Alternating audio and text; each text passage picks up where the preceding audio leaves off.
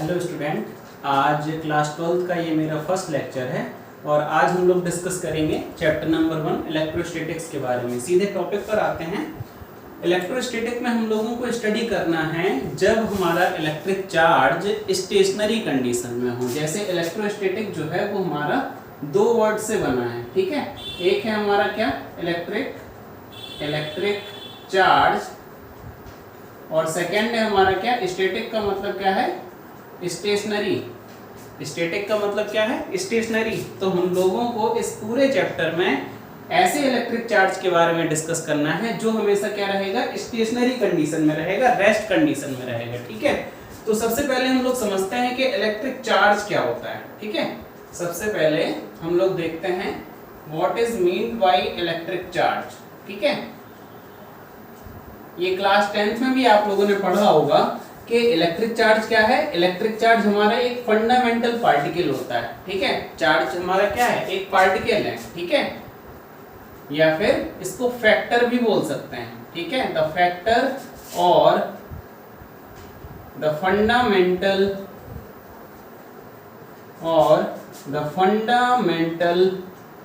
Particle of any body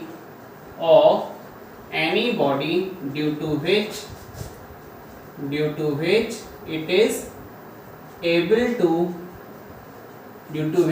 is able to show the electrostatic force when brought in या फिर when brought nearby any other object, ठीक है।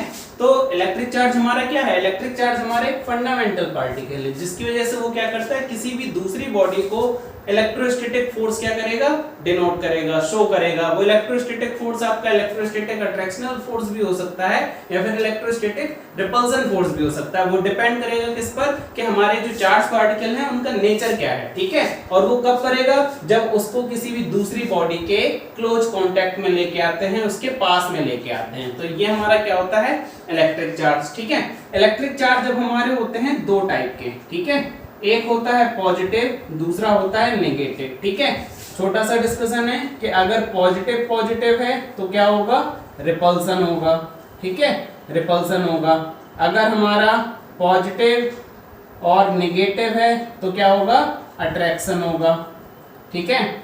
और अगर हमारा नेगेटिव है तो भी हमारा क्या होगा, रिपल्सन होगा। मींस सेम चार्ज जो होते हैं वो एक दूसरे को क्या करते हैं, रिपल करते हैं, while the opposite charges attracts each other, ठीक है।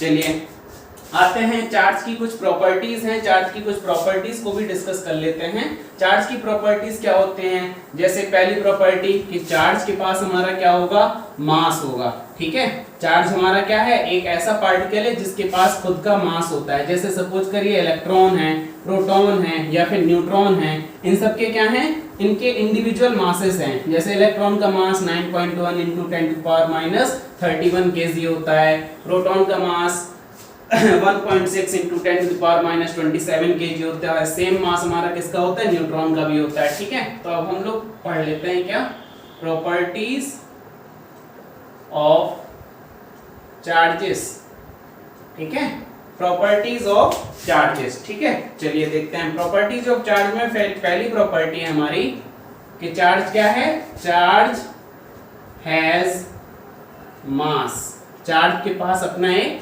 मास होगा। Second property, charge is additive in nature. किसी भी बॉडी है, सपोज करिए कि एक कोई बॉडी है जिसके पास बहुत सारे चार्ज पार्टिकल्स हैं, Q1 है, Q2 है। चार्ज को हम लोग Q से डिनोट करते हैं और इसकी SI यूनिट जो होती है वो क्या होती है, कूलम, ठीक है। और कूलम को हम लोग कैपिटल C से डिनोट करेंगे।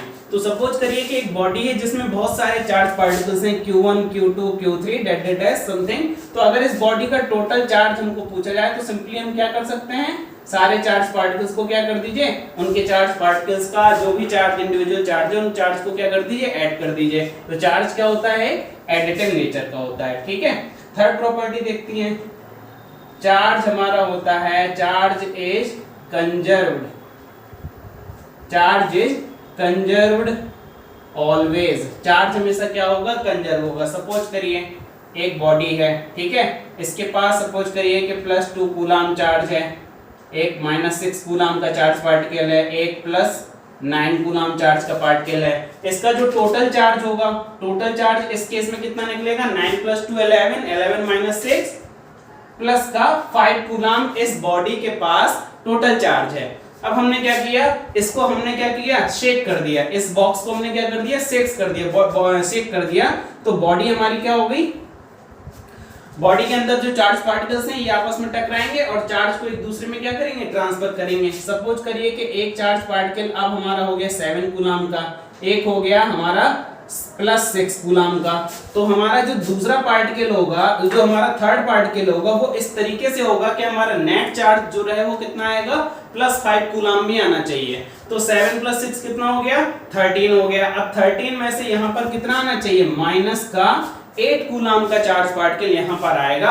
ये चार्ज एक दूसरे को क्या करते हैं, एक दूसरे से जब टकराते हैं तो अपना कुछ ना कुछ इफेक्ट दूसरी नियर बाई ऑब्जेक्ट पर क्या करते हैं, डालते हैं, जिसकी वजह से यहाँ पर भी अब नेट चार्ज कितना आ गया, ये हमारा क्या हो गया, +5 कूलाम। तो चार्ज जो होता है वो हमारा कैसा होता है, कंजर्वेटिव नेचर का होता है, ठीक है। चार्ज कभी भी खत्म नहीं होगा, सिर्फ हमारा क्या होता है, ट्रांसफर हो सकता है from one body to another body, ठीक है। चलिए इसके बाद हम लोग देखते हैं नेक्स्ट प्रॉपर्टी, जिसको हम लोगों ने क्लास 10th में भी पढ़ा था, जिसको क्वांटाइजेशन ऑफ चार्ज बोलते हैं, ठीक है। चार्ज हमेशा क्या होता है, क्वांटाइज्ड फॉर्म में होगा। अभी समझते हैं कि क्वांटाइज्ड फॉर्म का मतलब क्या होता है, ठीक है।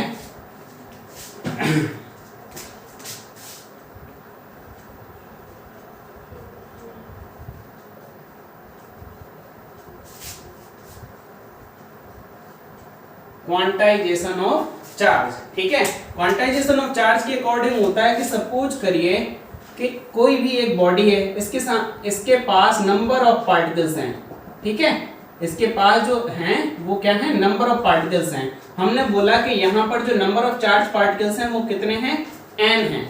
नंबर ऑफ चार्ज पार्टिकल्स क्या हैं, n हैं। तो इस बॉडी का जो टोटल चार्ज होगा, उस बॉडी का जो टोटल चार्ज होगा Q, वो Q क्या होगा, हमेशा एक इंटीग्रल मल्टीपल होगा। इंटीग्रल मल्टीपल मींस n की जो वैल्यू रहेगी वो हमेशा एक इंटीजर के फॉर्म में रहेगी, 1, 2, 3, 4 डैश इन्फिनिटी तक जा सकता है। लेकिन ये जो n की वैल्यू है ये भी कभी भी पॉइंट में नहीं होगी, ना कभी भी रेशनल नंबर होगा, ना ही कभी फ्रैक्शनल वैल्यू होगी, डेसिमल वैल्यू नहीं होगी। हमेशा जो नंबर ऑफ चार्ज पार्टिकल्स होते हैं किसी भी बॉडी के अंदर, नंबर ऑफ इलेक्ट्रॉन्स जो होते हैं, ये E क्या है, इलेक्ट्रॉन पर होने वाला चार्ज है। इलेक्ट्रॉन पर चार्ज कितना होता है, इलेक्ट्रॉन पर चार्ज होता है 1.6 × 10⁻⁻19 कूलाम, और माइनस का न्यूमेरिकल में हालांकि ये माइनस साइन आपको कंसीडर नहीं करना है, नेगेटिव साइन खाली ये दिखा रहा है, शो कर रहा है कि इलेक्ट्रॉन क्या है, एक नेगेटिवली चार्ज पार्टिकल है, ठीक है।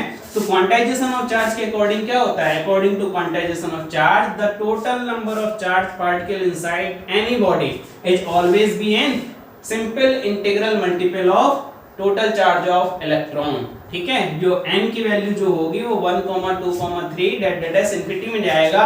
n की वैल्यू कभी भी 1.2, 2.7 या 3/4 इस तरीके की कोई भी वैल्यू कभी भी ये नहीं आएगी। तो ये हमारा कहलाता है क्या, क्वांटाइजेशन ऑफ चार्ज, ठीक है, Q = ne।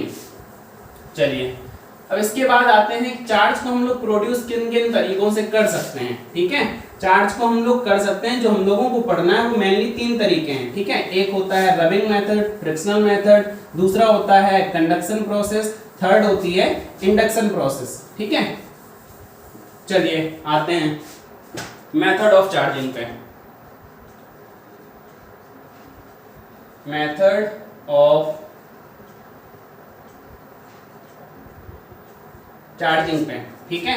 फर्स्ट मेथड है फ्रिक्शन मेथड, या फिर उसी को बोलते हैं फ्रिक्शन या फिर और रबिंग, फ्रिक्शन या फिर रबिंग प्रोसेस, ठीक है। फ्रिक्शन प्रोसेस में क्या होता है कि कोई एक बॉडी है, ठीक है, और एक कोई दूसरी बॉडी है, इनको आपस में हमने क्या किया, रब किया, ठीक है। हम अपने हाथों को ही देख लेते हैं, जब हम अपने दोनों हाथों को क्या करते हैं, एक दूसरे पर रब कर देते हैं तो ये क्या होता है, हीट जनरेट होने लगती है। वो हीट कैसे जनरेट होती है? क्योंकि हमारे हाथों के बीच में जो पार्टिकल्स हैं, हमारे हाथों की सरफेस पर जो पार्टिकल्स हैं वो मोशन में आते हैं। जब हम इसको मूव करते हैं हाथों को, हथेलियों को, तो ये क्या करते हैं? मोशन में आते हैं। जब चार्ज पार्टिकल मोशन में आते हैं तो उनके पास कौन सी एनर्जी आएगी? Kinetic energy. Kinetic energy convert होती है किसमें? थर्मल एनर्जी में, हीट एनर्जी में। कैसे? क्योंकि जब चार्ज पार्टिकल एक दूसरे से जब टकराते हैं तो एनर्जी को क्या करते हैं? रिलीज करते हैं। वही एनर्जी हमें किस फॉर्म में मिलती है?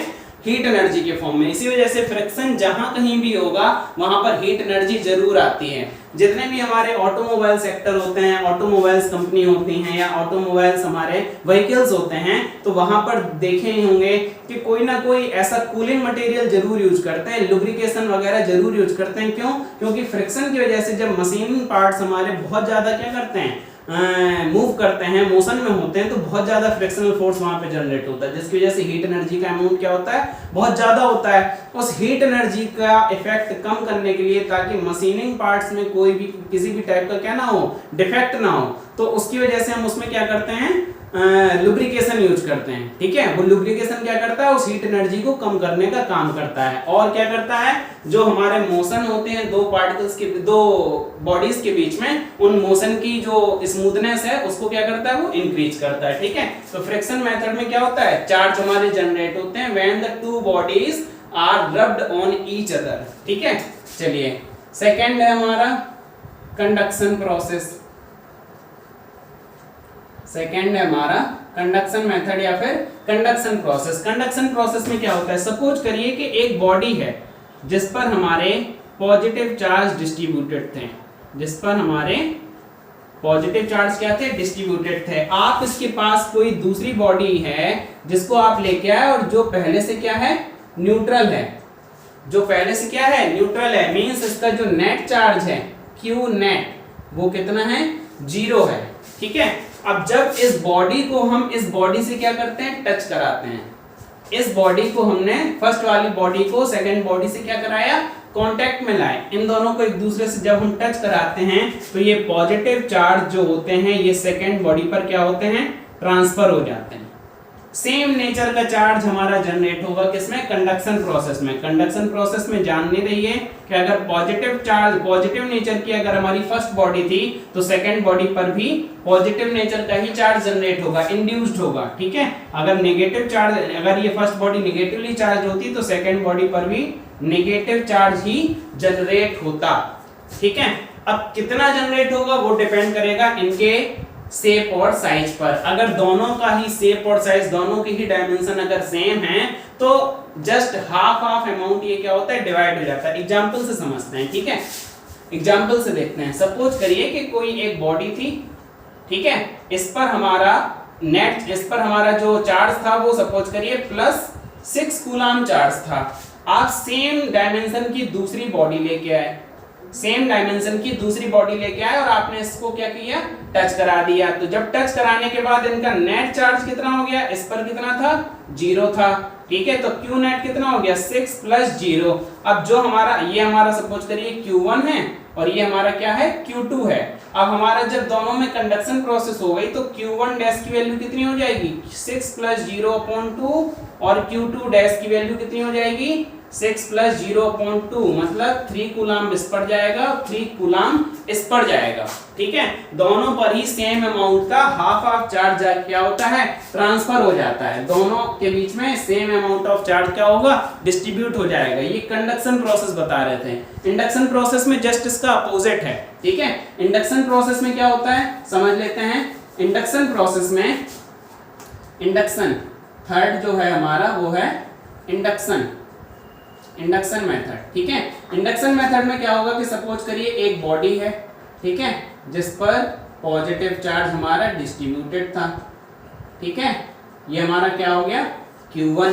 ठीक है, अब इसके पास में हम एक किसी दूसरी बॉडी को लेके आते हैं, पास में लेके आते हैं, बस इतने पास में कि Q पॉजिटिव, जो हमारे पॉजिटिव चार्ज है, इसका इफेक्ट इस पर दिखाई देने लगे। हमने इसको डायरेक्ट कांटेक्ट में नहीं किया, लेकिन कंडक्शन में क्या होती है, दोनों बॉडीज एक दूसरे को क्या करती हैं, टच करती हैं, लेकिन इंडक्शन मेथड में हमारी जो बॉडीज होती हैं वो एक दूसरे को टच नहीं करेंगी। ठीक है, तो जब टच नहीं करती हैं तो क्या होता है, इंडक्शन मेथड में क्या होगा कि जो हमारी ये न्यूट्रल बॉडी है, ये Q2 की वैल्यू कितनी है, 0 है। ठीक है, तो जो हमारा नियरर एंड है, इस बॉडी के पास वाला जो एंड है उस पर अपोजिट नेचर का चार्ज हमारा जनरेट हो जाता है, और इस बॉडी से जो फार्दर एंड होगा, जो दूर वाला होगा, उस पर कौन सा चार्ज जनरेट हो जाएगा, पॉजिटिव वाला। कौन सा, पॉजिटिव वाला। ठीक है, अब हम क्या करेंगे, ये हमारी बॉडी है, इसको हमने कनेक्ट कर दिया, किससे, अर्थ से हमने इसको कनेक्ट कर दिया। तो अर्थ क्या है, अर्थ हमारी क्या है, ocean of electrons, ocean of electrons. जब अर्थ से हमने इस बॉडी को कनेक्ट किया तो इलेक्ट्रॉन्स हमारे फ्लो करना स्टार्ट करते हैं, और इस पॉजिटिव चार्ज को वो क्या करेंगे, न्यूट्रलाइज करना स्टार्ट करेंगे। जैसे ही आपको पता चले कि पॉजिटिव चार्ज हमारे न्यूट्रलाइज हो चुका है, आप अर्थिंग को डिस्कनेक्ट कर दीजिए, और इस पर सिर्फ कौन सा चार्ज जनरेट बचेगा, सिर्फ और सिर्फ बचेगा कौन सा, नेगेटिव चार्ज बचेगा। ये पॉजिटिव चार्ज हो जाएगा, ये नेगेटिव चार्ज हो जाएगा। अमाउंट ऑफ चार्ज ट्रांसफर किस पर डिपेंड करेगा, इन दोनों के शेप और साइज पर। ठीक है, अगर दोनों का डायमेंशन अगर हमने सेम माना तो Q1 डैश की वैल्यू कितनी होगी, Q1 डैश की वैल्यू क्या होगी, Q1/2, और Q2 डैश की वैल्यू भी कितनी होगी, Q1/2। Q2 की वैल्यू पहले क्या थी, 0 थी। ये डैश हमने क्यों लगाया, मींस इंडक्शन प्रोसेस के बाद वाला चार्ज। ठीक है, इंडक्शन प्रोसेस के बाद वाला चार्ज मींस इसमें भी जो अमाउंट ऑफ चार्ज जो होता है वो हमारा क्या होता है, इक्वली डिस्ट्रीब्यूट हो जाता है। ठीक है, तो ये हमारे 3 मेथड थे, मेथड ऑफ चार्जिंग के। ठीक है, कंडक्शन प्रोसेस, इंडक्शन प्रोसेस और रबिंग मेथड। ठीक है, रबिंग मेथड में डायरेक्ट हमारा क्या होता है, चार्ज हमारे जनरेट होते हैं अपोजिट नेचर के। फ्रिक्शनल मेथड आपने देखा होगा, छोटे में आप लोगों ने क्या किया होगा कि स्केल को आपने बालों में रख किया, और उसको जब हम पीस ऑफ पेपर के पास लेके जाते हैं तो वो क्या हो जाता है, एक दूसरे को क्या कर लेता है, अट्रैक्ट कर लेता है। क्यों, क्योंकि पीस ऑफ पेपर के पास जैसे ही जाता है तो अपोजिट चार्ज क्या होता है, जनरेट हो जाता है। ठीक है, अच्छा, कंडक्शन में क्या बताया, कंडक्शन में हमारा जो होगा सेम नेचर का चार्ज जनरेट होगा। अगर पॉजिटिवली चार्ज बॉडी है किसी दूसरी न्यूट्रल बॉडी के कांटेक्ट में तो सेम नेचर का चार्ज जनरेट होगा, और जस्ट हाफ हो जाएगा depending upon the dimension of the two bodies. ठीक है, चलिए अब आते हैं हम लोग अपने टॉपिक पे। यहां से जो आपका मेन क्वेश्चंस जहां से बनना स्टार्ट होंगे, अब आते हैं हम लोग किस पे, कूलम्ब्स लॉ पे। कूलम्ब्स लॉ, कूलम्ब्स के अकॉर्डिंग क्या था, सपोज करिए कि 2 चार्ज पार्टिकल हैं, 2 स्टेशनरी चार्ज पार्टिकल हैं। स्टेशनरी मतलब ये दोनों अभी मोशन में नहीं है। ठीक है, और अगर इनके सेंटर टू सेंटर डिस्टेंस कितनी है, r, स्फेरिकल चार्ज ही मानेंगे। ठीक है, पार्टिकल को स्फेरिकल शेप का ही माना गया है, तो इनके सेंटर से सेंटर तक की डिस्टेंस कितनी है, r है। तो इनके बीच में कोई ना कोई अट्रैक्शनल फोर्स या रिपल्सिव फोर्स काम करेगा। ठीक है, सबको पता है कि अगर ये पॉजिटिव होगा, ये नेगेटिव होगा तो अट्रैक्ट करेंगे एक दूसरे को, और अगर ये नेगेटिव है, ये भी नेगेटिव है, मतलब सेम नेचर के हैं, तो क्या करेंगे, एक दूसरे को रिपल्सन शो करेंगे। तो कूलम्ब्स ने बताया था कि इनके बीच में जो इलेक्ट्रोस्टैटिक फोर्स लगता है, जिसको इन्होंने क्या बोला, F बोला। ठीक है, और अभी हमने सपोज किया यहाँ पर कोई एयर मान लिया, मीडियम जो है यहाँ पर, जो ये हमारा मीडियम है, ये क्या है, एयर है। तो इन्होंने बोला कि जो ये फोर्स होता है वो डायरेक्टली प्रोपोर्शनल होता है किसके, product of the two charges के, Q1 और Q2 के प्रोडक्ट के। ठीक है, सेकेंड इन्होंने पॉइंट बताया कि F जो होगा वो इनवर्सली प्रोपोर्शनल होगा किसके, square of the distance between them. F is inversely proportional to square of the distance between them. इन दोनों को जब हम कंबाइन करेंगे तो क्या लिखेंगे, F is proportional to Q1 Q2 upon R square, Q1 Q2 upon R square. Proportional का साइन हटाएंगे, प्रोपोर्शनल का साइन हटा के इक्वल लगाएंगे, तो यहाँ पर हम लोग एक कांस्टेंट लगाते हैं क्या, स्मॉल के, Q1 Q2 upon R square. ठीक है, अब ये जो K की वैल्यू है, ठीक है, value of K, value of K in SI unit, वो वैल्यू कितनी होती है, 1/4 पाई एप्सिलॉन, 1/4 पाई एप्सिलॉन। ये जो हमने बनाया है सिंबल, इसको क्या बोलते हैं, एप्सिलॉन।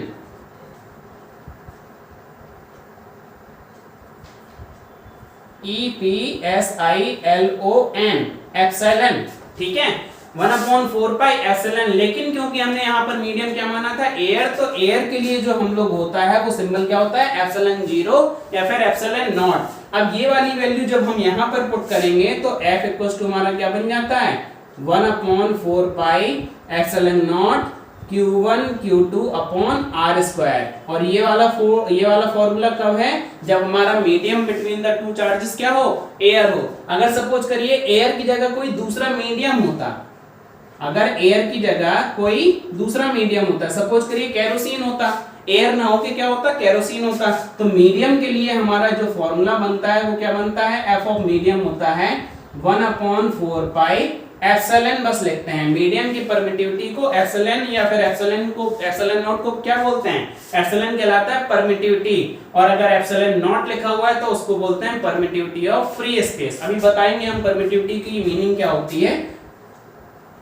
तो ये जो हमारा फॉर्मूला होता है एफ ऑफ मीडियम क्या बन गया, 1/4 pi epsilon Q1 Q2 upon R square. ये हो जाता है मीडियम के लिए, ये हो जाता है एयर के लिए, ठीक है।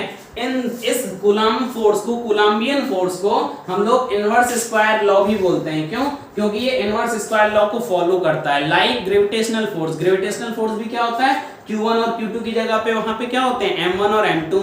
Gravitational force mass, product of mass के प्रोपोर्शनल होता है और इनवर्सली प्रोपोर्शनल होता है square of the distance between the two mass objects के, ठीक है। चलिए अब हम लोग बात करते हैं ये एप्सिलॉन या फिर एप्सिलॉन नॉट है क्या एक्चुअली, ठीक है। ये हमें किस चीज के बारे में बताते हैं, ठीक है।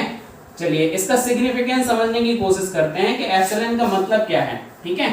एप्सिलॉन कहलाता है, एप्सिलॉन को बोलते क्या है, ये जो एप्सिलॉन लिखा हुआ है इसको बोलते क्या है, परमिटिविटी, परमिटिविटी ऑफ मीडियम, ठीक है।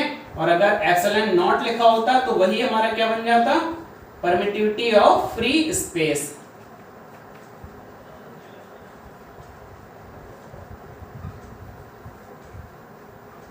Permittivity of free space. अब ये परमिटिविटी का मतलब क्या है, परमिटिविटी का मतलब है कि ये जो हमारा बीच में मीडियम रखा है, दो चार्ज पार्टिकल्स के बीच में जो हमारा मीडियम रखा है, ये मीडियम बहुत बड़ा रोल प्ले करता है इन दोनों के बीच में लगने वाले फोर्स के, ठीक है। अगर हम कोई मीडियम रखते हैं तो हमारा electrostatic force between the two charges, उसकी वैल्यू क्या होती है, थोड़ा सा कम हो जाती है। एयर में हमारी अट्रैक्शनल फोर्स या फिर कूलम्बियन फोर्स बोलेंगे, तो कूलम्बियन फोर्स की जो वैल्यू होती है वो क्या होती है, ज्यादा होती है। तो परमिटिविटी एक्चुअली कर क्या रही है, परमिटिविटी हमें Q1 और Q2 के बीच में लगने वाले इलेक्ट्रोस्टैटिक फोर्स की इंफॉर्मेशन दे रही है, ठीक है। अगर इनकी जगह, एयर की जगह कोई मीडियम होता तो परमिटिविटी ऑफ वो मीडियम बन जाता, ठीक है।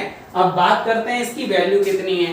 एप्सिलॉन की वैल्यू डिफाइंड नहीं है, क्यों, क्योंकि मीडियम बहुत सारे हो सकते हैं, तो हर मीडियम की एप्सिलॉन क्या होती है, अलग अलग होती है। लेकिन परमिटिविटी ऑफ फ्री स्पेस या फिर उसको एयर भी बोल सकते हैं, एयर के लिए एप्सिलॉन नॉट की वैल्यू डिफाइंड है। वो वैल्यू कितनी है, 8.85 इंटू 10 टू द पावर -12, ठीक है, कूलम्ब स्क्वायर पर न्यूटन, कूलम्ब स्क्वायर पर न्यूटन पर मीटर। एक मिनट, 1/4 पाई एप्सिलॉन नॉट की वैल्यू होती है 9 इंटू 10 टू द पावर 9। मैं इसकी बात कर रहा हूँ, 1/4 पाई एप्सिलॉन नॉट की वैल्यू होती है 9 into 10 to the power 9 newton metre square पर कूलम्ब स्क्वायर। और इस यूनिट का जस्ट अपोजिट होता है, तो ये क्या हो जाएगा, कूलम्ब स्क्वायर पर न्यूटन मीटर स्क्वायर, ठीक है। तो ये वैल्यू होती है एप्सिलॉन नॉट की, और 1/4 पाई एप्सिलॉन नॉट की जगह हम ये डायरेक्ट वैल्यू यूज कर सकते हैं, 9 इंटू 10 पर न्यूटन मीटर स्क्वायर पर कूलम्ब स्क्वायर, ठीक है। चलिए आते हैं वापस नेक्स्ट टॉपिक पे। तो हम इस इक्वेशंस को नाम दे देते हैं, ठीक है। ये सपोज करिए इक्वेशन नंबर 1 है और ये इक्वेशन नंबर 2 है, ठीक है। अब हम लोग नेक्स्ट टॉपिक डिस्कस करने जा रहे हैं जिसको हम लोग क्या बोलते हैं, रिलेटिव परमिटिविटी, ठीक है।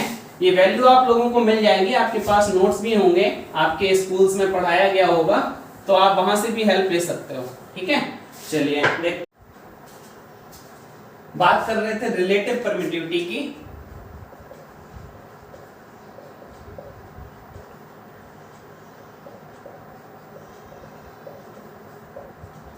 रिलेटिव परमिटिविटी, हमारे पास दो इक्वेशन थी, ठीक है।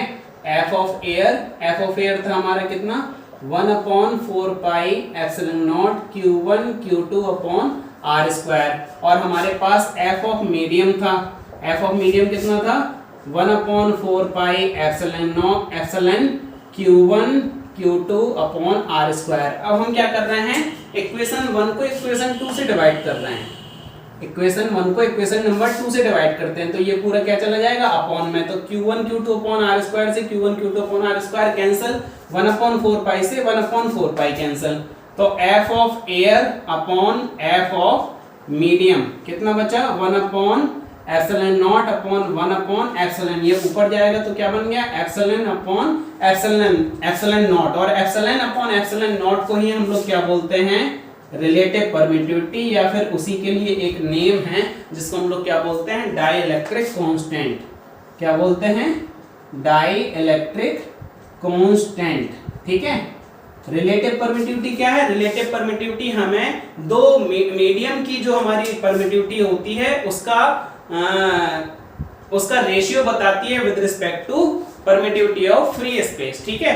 अब यहां से हम इस इक्वेशन को ध्यान से देखेंगे, तो यहां से अगर हम क्रॉस मल्टीप्लाई करें तो एप्सिलॉन इक्वल्स टू क्या लिख सकते हैं epsilon r into epsilon not. अब ये वाली वैल्यू अगर हमने मीडियम के लिए पुट कर दी, ठीक है, तो हमारी जो इक्वेशन होगी वो क्या बन जाएगी एफ ऑफ मीडियम बन जाएगी 1/4 पाई, एप्सिलॉन लिखा हुआ है, एप्सिलॉन की जगह क्या लिखेंगे epsilon not into epsilon r Q1 Q2 upon R square, ठीक है। क्वेश्चन में आपको एप्सिलॉन r की वैल्यू डिफाइन देगा, एप्सिलॉन की वैल्यू डिफाइन नहीं करेगा, ठीक है। एप्सिलॉन r मतलब रिलेटिव परमिटिविटी की वैल्यू वो देगा, और 1/4 पाई एप्सिलॉन नॉट की वैल्यू आप लोग 9 × 10⁻⁹ पुट करके फर्दर क्वेश्चन को अपने सॉल्व कर सकते हैं। आज के लेक्चर्स में इतना ही था, इसके बाद का नेक्स्ट लेक्चर आपको कल अपलोड हो जाएगा। आप मेरे चैनल को जरूर सब्सक्राइब करें, कोई एडवाइस हो कोई क्वेरी हो तो कमेंट सेक्शन में जरूर बताएं। Thank you students.